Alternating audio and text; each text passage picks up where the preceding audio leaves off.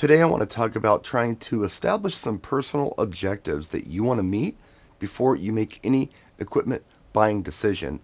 I'll give you an example. Like for my core system, which is what I bring out to pretty much any event that's sound and lighting, I do have a list of objectives. And just to be clear, budget's the last thing on my list. And it's not that I don't have a budget, everyone has a budget, but I must meet these other criteria on my list before I even consider budget. Sometimes what I want costs more than I wanted to spend. Other times I can get away with saving some money. It just kind of depends. But just to give you an idea, number one on my list is, will this equipment fit the types of events that I'm doing? I'm primarily doing wedding receptions of, I don't know, maybe 100 to 250 people. That's the kind of sound and lighting that I need to have when I go out and I do an event. So I take that into consideration. The other thing I have to ask myself is, will this system cause anybody any physical pain? Now, this could be tinnitus, some kind of hearing loss thing, or ringing of the ears, or just fatigue of the ears, where people are putting their fingers in their ear and it hurts to hear the sound. The same goes for lighting. I don't want lighting that's going to blind anybody.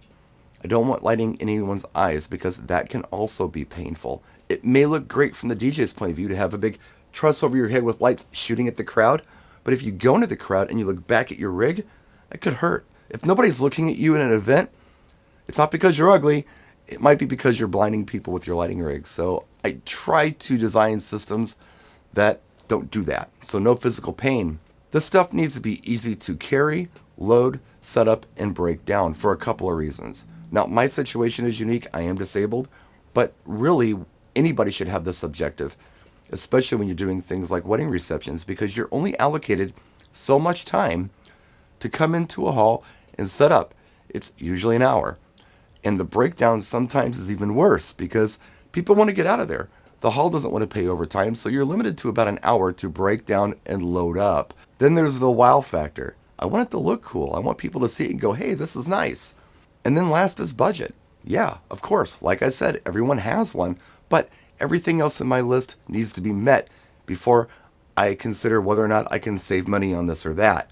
There's also those upsell items or the add-ons like uplighting, for instance, or custom gobos or screens and projectors or photo booth or whatever you can think of. That's an additional service that you can sell your clients.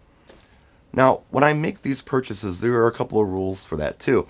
It's everything that I had in my first list of rules.